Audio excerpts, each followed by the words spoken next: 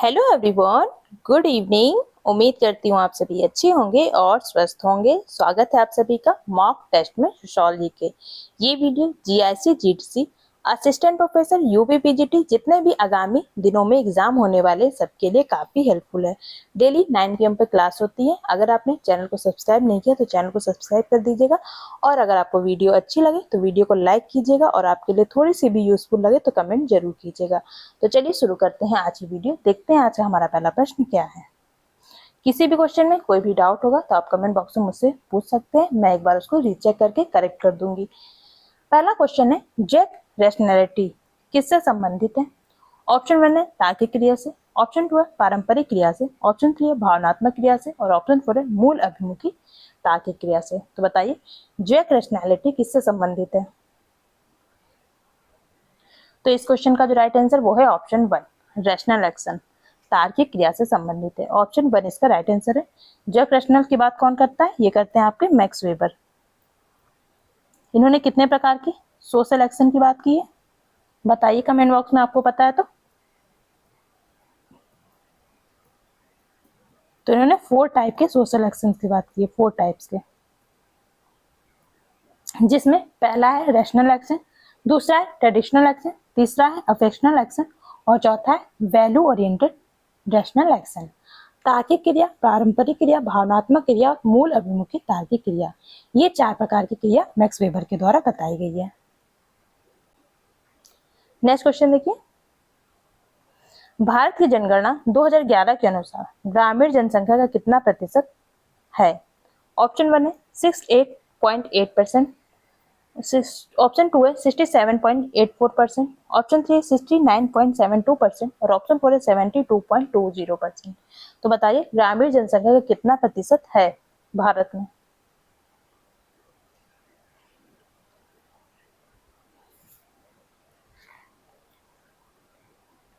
तो इसका जो राइट आंसर है वो है ऑप्शन 1, 68.84%। ऑप्शन 1 इसका राइट आंसर है। ये किसकी जनसंख्या है? ये है रूरल की जनसंख्या है। अगर अर्बन की बात करें तो कितनी है? अर्बन में है 31.16%। नेक्स्ट क्वेश्चन देखिए,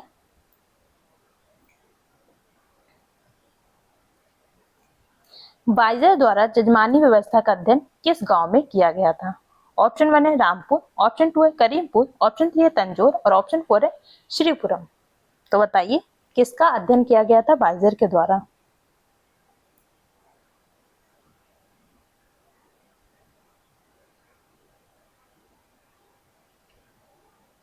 तो इन्होंने करीमपुर का अध्ययन किया था। ऑप्शन 2 इस क्वेश्चन का राइट आंसर है।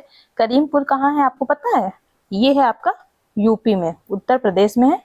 रामपुर का अध्ययन किया था ऑस्कर लेविस ने,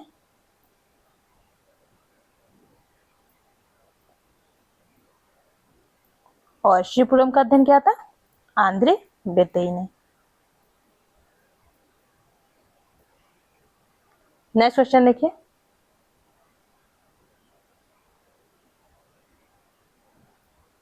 कार्ल मार्क्स ने अपनी पुस्तक फ्रांस में वर्ग संघर्ष में निम्न में से किसे वर्ग का एक प्रकार नहीं माना है? ऑप्शन 1 है वित्तीय बुर्जुआ को, ऑप्शन 2 है कृषक वर्ग को, ऑप्शन 3 है दास कृषक को, और ऑप्शन 4 है औद्योगिक बुर्जुआ को। तो बताइए कौन सा ऑप्शन सही होगा?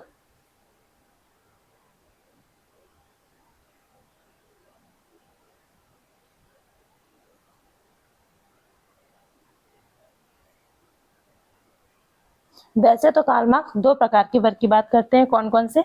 एक है आपका पूंजीपति वर्ग, और दूसरा आपका है मजदूर वर्ग।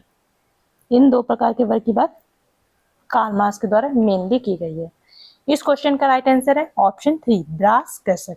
स्लेव पेजेंट्री की बात इनके द्वारा नहीं की गई है। ऑप्शन 3 इस क्वेश्चन का राइट आंसर है। नेक्स्ट क्वेश्चन देखिए, प्रथम विश्व जलवायु सम्मेलन किस वर्ष आयोजित किया गया था? ऑप्शन 1 है 1975 में, ऑप्शन 2 है 1989 में, ऑप्शन 3 है 1979 में, और ऑप्शन 4 है 1983 में। तो बताइए फर्स्ट वर्ल्ड क्लाइमेट कॉन्फ्रेंस कब हुई थी?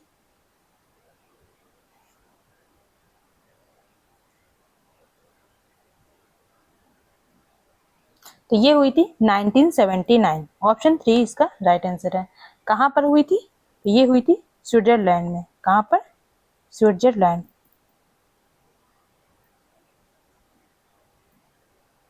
इसकी रिपोर्ट किसके द्वारा जारी की गई जाती है?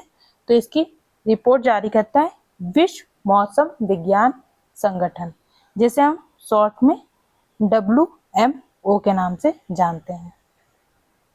नेक्स्ट क्वेश्चन देखिए, निम्नलिखित में से कौन सा गुणात्मक अनुसंधान पद्धति का चर नहीं है? ऑप्शन 1 है लिंग भेद, जेंडर डिफरेंस। ऑप्शन 2 है आयु भेद, एज डिफरेंस। ऑप्शन 3 है धर्म भेद, रिलीजियस डिस्क्रिमिनेशन। ऑप्शन 4 है प्रजाति भेद, रेस डिफरेंस। तो बताइए इनमें से कौन सा क्वालिटेटिव रिसर्च मेथोडोलॉजी का वेरिएबल नहीं है?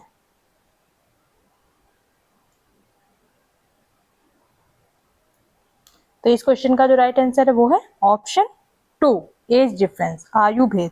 ऑप्शन 2 इस क्वेश्चन का राइट आंसर होगा। नेक्स्ट क्वेश्चन देखिए,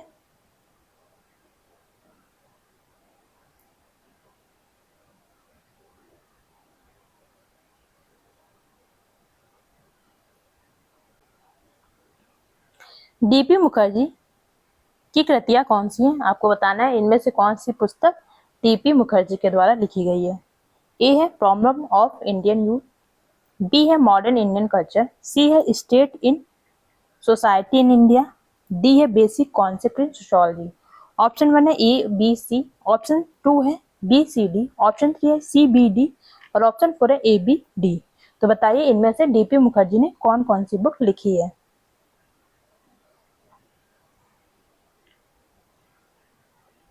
तो इस क्वेश्चन का जो राइट आंसर वो है option 1, A B C. Option 1 right answer होगा। प्रॉब्लम ऑफ इंडियन यूथ ये डीपी मुखर्जी ने पुस्तक लिखी है। मॉडर्न इंडियन कल्चर ये भी डीपी मुखर्जी की पुस्तक है और स्टेट सोसाइटी इन इंडिया ये भी डीपी मुखर्जी की पुस्तकें हैं। बाकी जो लास्ट पुस्तक है बेसिक कॉन्सेप्ट इन सोशियोलॉजी ये डीपी मुखर्जी के द्वारा नहीं लिखी गई है। नेक्स्ट क्वेश्चन देखिए, प्रदत्त परिस्थिति का निम्नांकित में से कौन सा उदाहरण नहीं है? ऑप्शन 1 है एक क्षत्रिय के रूप में परिस्थिति, ऑप्शन 2 है एक पुत्र के रूप में परिस्थिति, ऑप्शन 3 है एक डॉक्टर के रूप में परिस्थिति, ऑप्शन 4 है एक डॉक्टर के पुत्र के रूप में परिस्थिति। तो आपको बताना है इसमें से एस्क्राइब्ड स्टेटस कौन सा नहीं है। तो इस क्वेश्चन का जो राइट आंसर वो है option 3, status as a doctor. एक डॉक्टर के रूप में परिस्थिति क्या है? ये प्रदत्त परिस्थिति नहीं है। ये किसका उदाहरण है? ये अर्जित परिस्थिति है जिसे हम एस्क्राइब्ड स्टेटस कहते हैं। सॉरी, एस्क्राइब्ड नहीं, अचीव्ड स्टेटस बोलते हैं।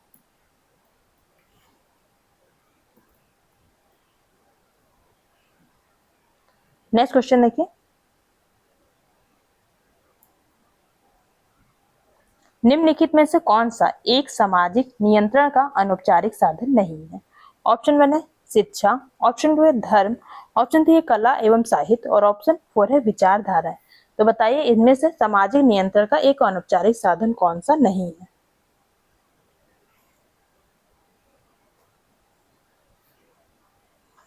तो इसका जो राइट आंसर वो है ऑप्शन 1। शिक्षा क्या है? ये अनौपचारिक नहीं बल्कि औपचारिक साधन है, फॉर्मल सोशल कंट्रोल का साधन है। जबकि धर्म, कला एवं साहित्य, विचारधारा है ये सब इनफॉर्मल मीन्स है सोशल कंट्रोल के। नेक्स्ट क्वेश्चन देखिए, comparison of man and women, स्त्री पुरुष तुलना पुस्तक के लेखक कौन है? ऑप्शन 1 है ताराबाई शिंदे, ऑप्शन 2 है सावित्री बाई फुले, ऑप्शन 3 है मीरा देसाई और ऑप्शन 4 है इंदु अग्निहोत्री। तो बताइए इस पुस्तक के लेखक कौन है? Comparison of man and women.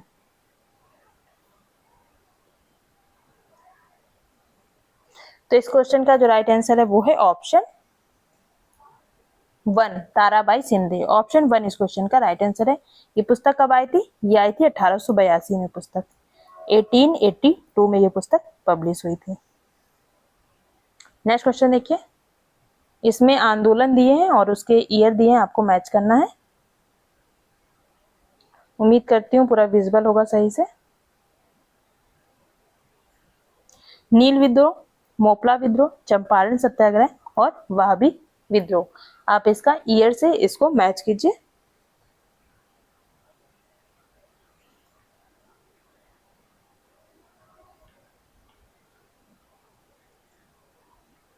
तो जो नील विद्रोह हुआ था वो 1859 में हुआ था।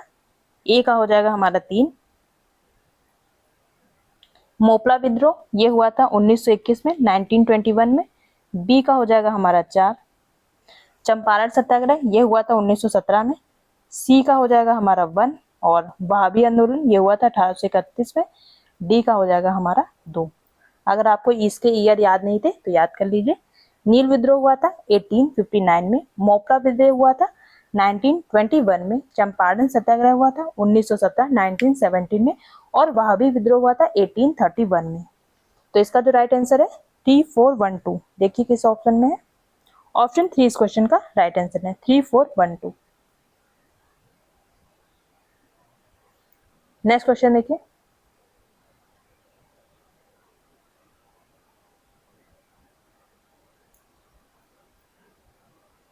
मिशेल बेंटन ने किस प्रकार की भूमिका का उल्लेख नहीं किया है। ऑप्शन 1 है बुनियादी भूमिका, बेसिक रोल। ऑप्शन 2 है संबंधात्मक भूमिका, रिलेशनल रोल। ऑप्शन 3 स्वतंत्र भूमिका, इंडिपेंडेंट रोल। ऑप्शन 4 है सामान्य भूमिका, जनरल रोल। तो बताइए मिशेल बेंटन ने इनमें से किस प्रकार की भूमिका की चर्चा नहीं की है।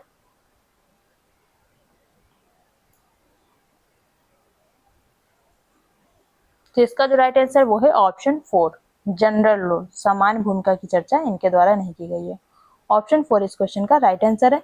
जबकि बुनियादी भूमिका, संबंधात्मक भूमिका और स्वतंत्र भूमिका की बात मिशेल बेंटन ने की है। नेक्स्ट क्वेश्चन ये भी मिलान का है। एक तरफ इसमें अवधारणाएं दी हैं, दूसरी तरफ लेखक दिए हैं। आपको मैच करना है कौन सी अवधारणा और लेखक मैच खा रहे हैं एक दूसरे से। सफेद पोछ अपराध, योग्यता तंत्र, भूमिका दूरी और सांस्कृतिक मान्यताएं। मैच कीजिए।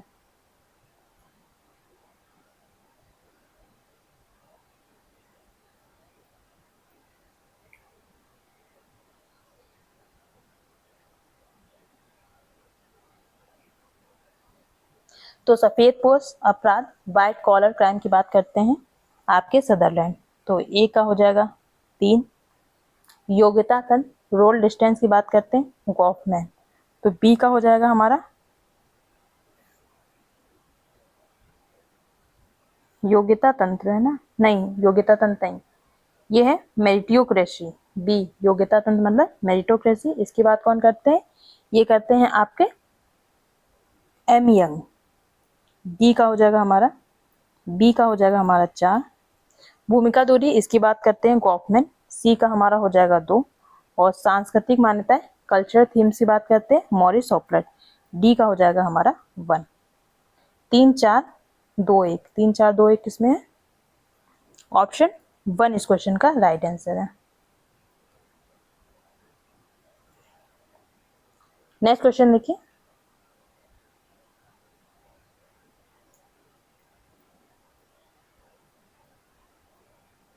जैन समुदाय को अल्पसंख्यक वर्ग में किस वर्ष सम्मिलित किया गया था?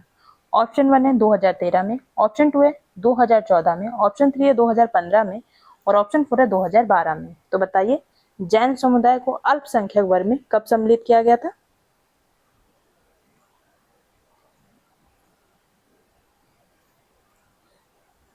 तो इसे 2014 में सम्मिलित किया गया था। ऑप्शन 20 क्वेश्चन का राइट आंसर है 27 जनवरी 2014 को। किसके द्वारा सम्मिलित किया गया था? तो राष्ट्रीय अल्पसंख्यक आयोग अधिनियम 1992 के द्वारा। नेक्स्ट क्वेश्चन देखिए। सभी मनुष्यों के लिए एक जाति, एक धर्म और एक ईश्वर का नारा किसने दिया है? ऑप्शन 1 है पेरियार, ऑप्शन 2 है सी नारायण गुरु, ऑप्शन 3 है बी आर अम्बेडकर और ऑप्शन 4 है ज्योतिबा राव गोविंद राय फुले। तो बताइए one cast one religion and one God, one cast one religion and one God for all man, ये नारा किसने दिया है? तो ये नारा दिया है सी नारायण गुरु ने। ऑप्शन 2 इस क्वेश्चन का राइट आंसर है, ऑप्शन 2। नेक्स्ट क्वेश्चन देखिए।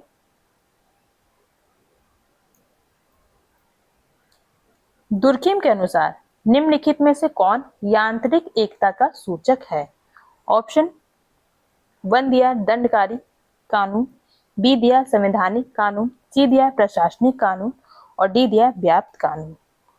ऑप्शन 1 है ए और बी सही है, ऑप्शन 2 है ए और डी सही है, ऑप्शन 3 है ए बी डी सही है और ऑप्शन 4 है बी सी डी सही है। तो बताइए मैकेनिकल सॉलिडारिटी का इसमें से कौन कौन से पार्ट हैं?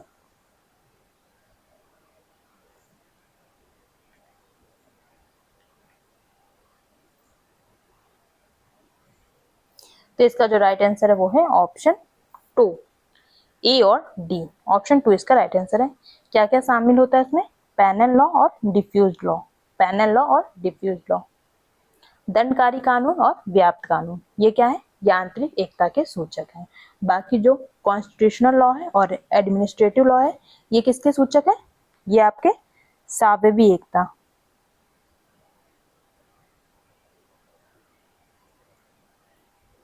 एकता के सूचक हैं। नेक्स्ट क्वेश्चन देखिए,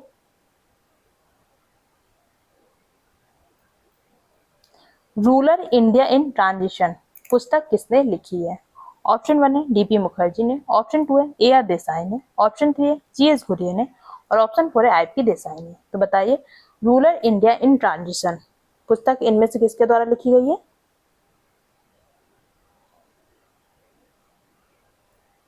तो ये लिखी है ए आर देसाई ने। ऑप्शन 2 इस क्वेश्चन का राइट आंसर है। नेक्स्ट क्वेश्चन देखिए,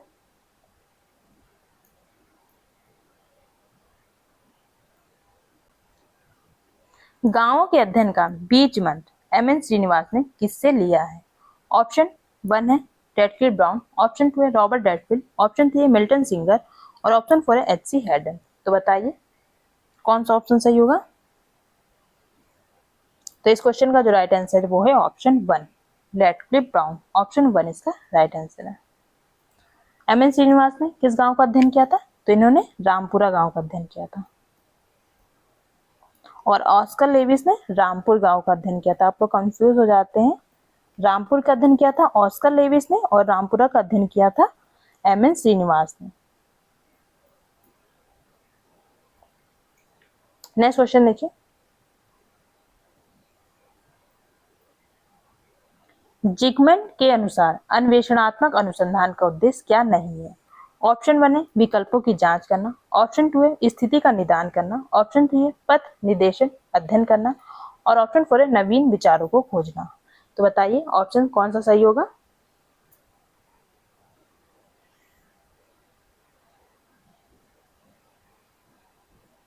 तो इसका काम क्या नहीं है? विकल्पों की जांच करना, स्क्रीनिंग अल्टरनेटिव्स। ऑप्शन 1 इस क्वेश्चन का राइट आंसर है।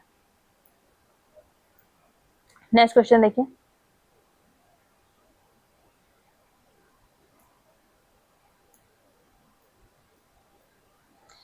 ब्लॉन्ड ने दबाव समूह को किन दो भागों में विभक्त किया है? ऑप्शन 1 है सामुदायिक और संघात्मक समूह, ऑप्शन 2 है संस्थागत और सामाजिक समूह, ऑप्शन 3 है सकारात्मक और नकारात्मक समूह और ऑप्शन 4 है प्रदर्शनकारी और विषम स्तरीय समूह। तो बताइए ब्लॉन्डेल ने दबाव समूह को किन दो भागों में बांटा है? प्रेशर ग्रुप्स को।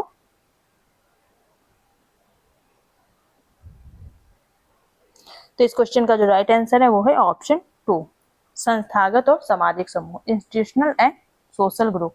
ऑप्शन 2 इस क्वेश्चन का राइट आंसर है। नेक्स्ट क्वेश्चन देखिए, ऐतिहासिक भौतिकवाद कथन की अवधारणा कार्ल मार्क्स ने किस पुस्तक में दी है? ऑप्शन 1 है द जर्मन आइडियोलॉजी, ऑप्शन 2 है दास कैपिटल, ऑप्शन 3 है द पॉवर्टी ऑफ फिलॉसफी और ऑप्शन 4 है द हॉली फैमिली। तो बताइए हिस्टोरिकल मेटेरियलिज्म शब्द का प्रयोग किस पुस्तक में कार्ल मार्क्स ने किया है?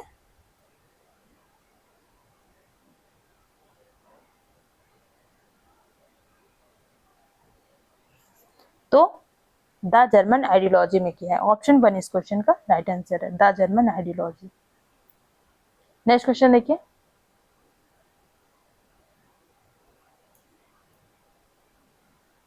धोराई निम्नलिखित में से किससे संबंधित है?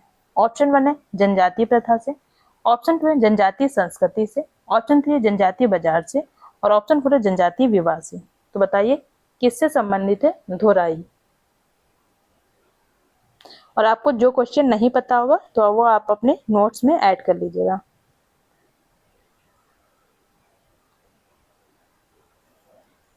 तो धुराई क्या है? एक प्रकार का ट्राइबल मैरिज है, जनजातीय विवाह। ऑप्शन 4 इस क्वेश्चन का राइट आंसर है। Option 4 tribal marriage. Next question देखिए, क्षैतिज और उदर समूह का उल्लेख किसके द्वारा किया गया है? ऑप्शन 1 है मिलर, ऑप्शन 2 है एल्गुल, ऑप्शन 3 है वॉट और ऑप्शन 4 है गिडिंग्स। तो बताइए हॉरिजॉन्टल और वर्टिकल ग्रुप की बात इनमें से कौन करता है? तो इसका बात करते हैं मिलर। ऑप्शन 1 इस क्वेश्चन का राइट आंसर है। नेक्स्ट क्वेश्चन देखिए, सत्य शोधक समाज की स्थापना किस वर्ष हुई थी? ऑप्शन 1 है 1873 में, ऑप्शन 2 है 1875 में, ऑप्शन 3 1880 में और ऑप्शन 4 है 1883 में। और आप मुझे कमेंट बॉक्स में ये भी बताइएगा कि इसकी स्थापना किसके द्वारा की गई थी, कब की गई थी और किसके द्वारा की गई थी।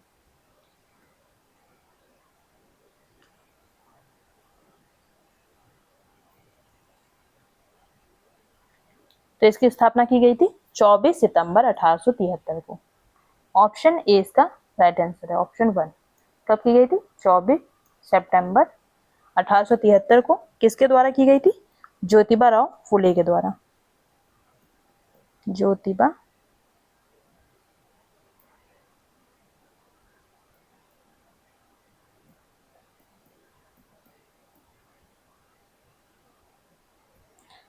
राव फुले ने 24 सितंबर 1873 को सत्य शोधक समाज की स्थापना की थी।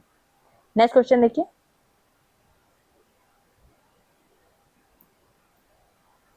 समाजशास्त्र का विषय क्षेत्र सामाजिक संबंधों के स्वरूपों का अध्ययन है। किसने कहा है? ऑप्शन 1 है हॉबहॉस्ट, ऑप्शन 2 है इमैनुएल दुर्खिम, ऑप्शन 3 है जॉर्ज सिमल और ऑप्शन 4 है जिन्सबर्ग।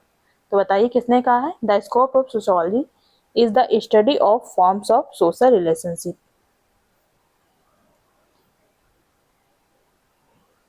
ये डिफिनेशन दी है जॉर्ज सिमल ने। ऑप्शन 3 इस क्वेश्चन का राइट आंसर है। नेक्स्ट क्वेश्चन देखिए,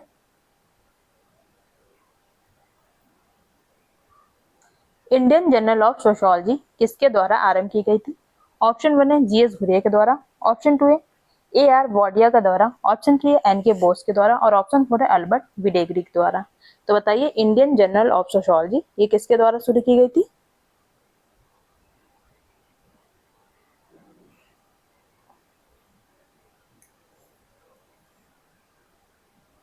तो ये शुरू की थी एआर वाडिया ने। ऑप्शन 2 इस क्वेश्चन का राइट आंसर है। नेक्स्ट क्वेश्चन देखिए, क्लार्क विस्लर के द्वारा कितने प्रकार के सांस्कृतिक तत्वों का उल्लेख किया गया है? ऑप्शन 1 है 14, ऑप्शन 2 है 9, ऑप्शन 3 है 7 और ऑप्शन 4 है 5। तो बताइए क्लार्क विस्लर ने कितने प्रकार के कल्चर ट्रेट की बात की है?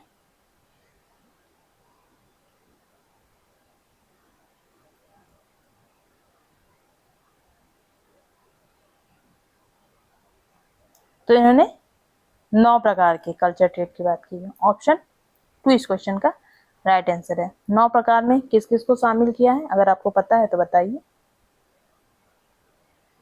जैसे हाउसिंग हो गया, क्लोथिंग हो गया, रिलीजियस प्रैक्टिसेस हो गया, property, government, life cycle, birth, marriage, death, इन सबको इन्होंने सम्मिलित किया है। नेक्स्ट क्वेश्चन देखिए,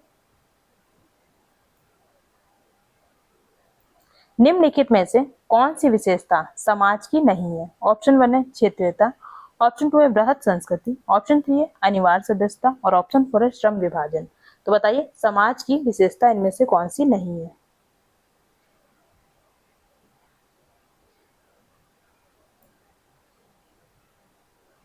तो इस क्वेश्चन का जो राइट आंसर है वो है ऑप्शन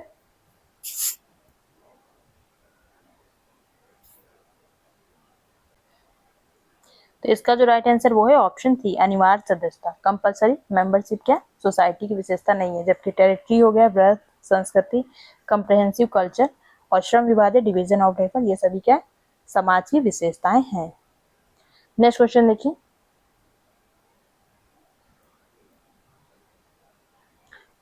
किसके अनुसार समाजशास्त्र तार्किक प्रयोगात्मक विज्ञान है? Sociology is the logico experimental science. Option 1 है पेरेटो, ऑप्शन 2 है मैक्स वेबर, ऑप्शन 3 है पार्सन्स और ऑप्शन 4 है सोरोकिन। तो बताइए सोशियोलॉजी को किसने लॉजिको एक्सपेरिमेंटल साइंस कहा था? तो इस क्वेश्चन का जो राइट आंसर वो है ऑप्शन 1, पेरेटो ने कहा। ऑप्शन 1 इसका राइट आंसर है। पेरेटो की कोई पुस्तक का नाम अगर आपको याद है तो बताइए। माइंड एंड सोसाइटी, ये पेरेटो की मोस्ट फेमस पुस्तक है। नेक्स्ट क्वेश्चन देखिए, विभिन्न विश्वविद्यालयों के महाविद्यालय विद्यार्थियों में मादक द्रव्य व्यसन का विभिन्न वर्षों में अध्ययन करना कौन सी अनुसंधान प्ररचना का उदाहरण है? ऑप्शन 1 है वर्णनात्मक, ऑप्शन 2 है अन्वेषणात्मक, ऑप्शन 3 है व्याख्यात्मक और ऑप्शन 4 है क्रियात्मक अनुसंधान। तो बताइए ये किसका उदाहरण है?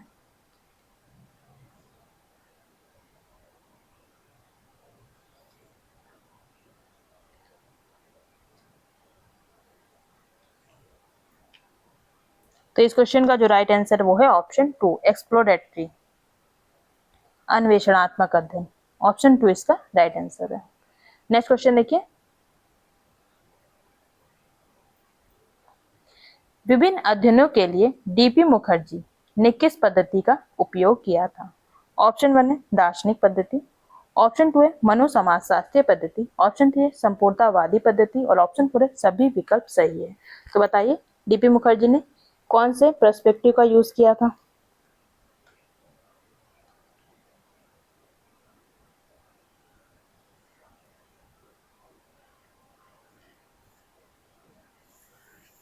तो इस क्वेश्चन का जो राइट आंसर है वो है ऑप्शन 2, मनोसमाजशास्त्रीय पद्धति, साइको सोशियोलॉजिकल मेथड। ऑप्शन 2 इस क्वेश्चन का राइट आंसर है।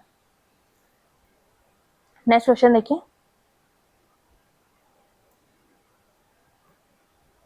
निम्नलिखित में से कौन सा असंरचित साक्षात्कार का प्रकार नहीं है? ऑप्शन 1 है केंद्रीय साक्षात्कार, ऑप्शन 2 है पुनरावृत्ति साक्षात्कार, ऑप्शन 3 है नैदानिक साक्षात्कार और ऑप्शन 4 है आकस्मिक साक्षात्कार।